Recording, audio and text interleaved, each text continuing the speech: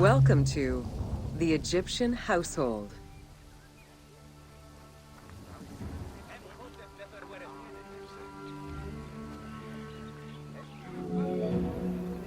In pre-Greco-Roman culture, women were considered equal to men in many matters. They owned property, testified in court, could divorce and inherit. Until the Greeks and Romans restricted their rights, Egyptian women could take over their deceased husband's trade. Marriage contracts included mentions of allowances and items of value brought to the marriage by the woman, which would forever belong to her.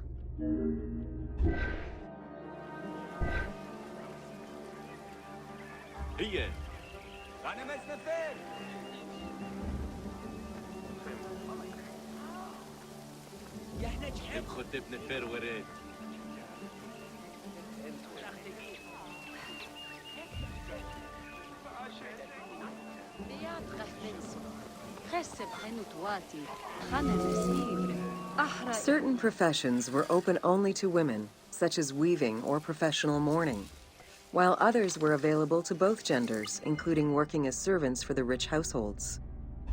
Social status did have an impact, though. The higher in status, the easier it was to obtain education and access different professions.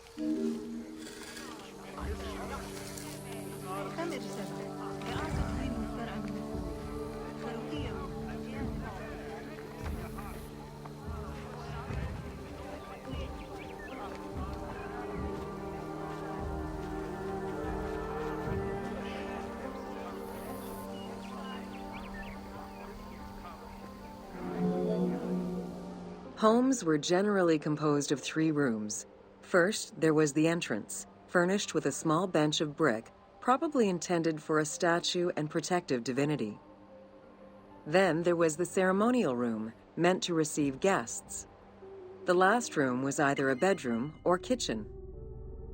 Furniture consisted of basic chairs, chests, and storage. Tables were not used for family dinners. Instead, each individual had a small table of their own.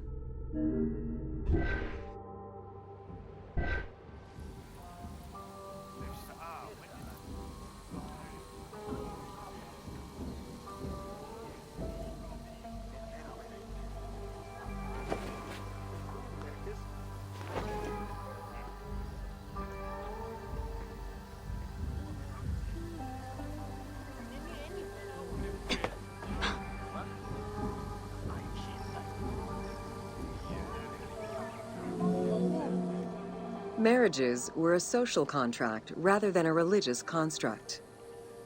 Family was vitally important to ancient Egyptians, and children were considered a blessing from the gods. The father, mother, and their children were the nucleus of the family, and cohabitation sometimes extended to mothers-in-law, sisters, aunts, and sisters-in-law.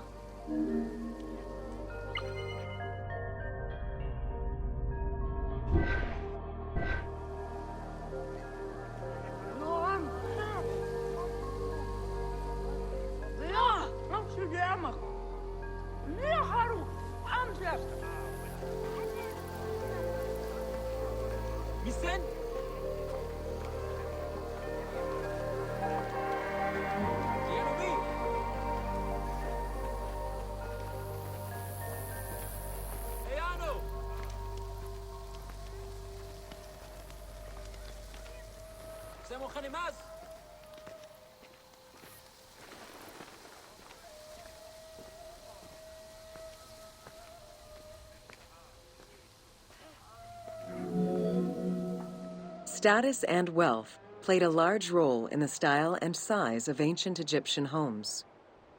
Commoners' houses were built with sun-baked mud bricks. Wealthier homes were often painted in white and decorated with various motifs.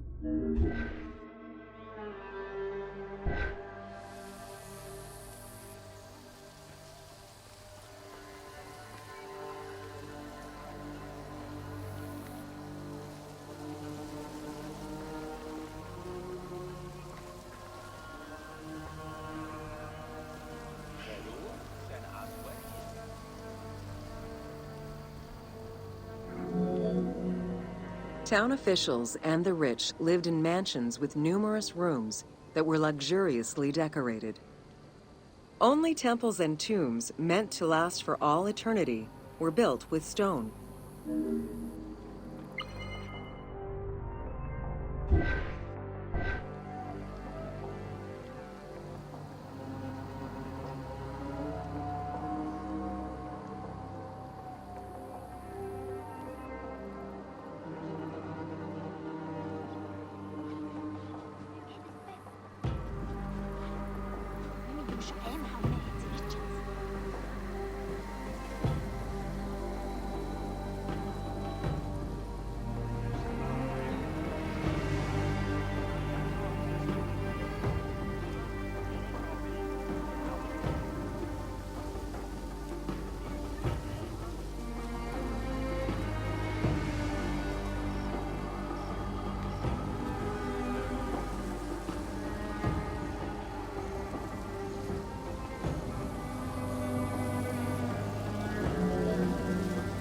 Funeral stone inscriptions focused on the main member of a household. Encircling this person would then be a spouse, parents, and children, possibly even siblings. These stones were so structured because there were no surnames in ancient Egyptian culture. Parents and children were a sort of family tree, which allowed for the identification of the deceased.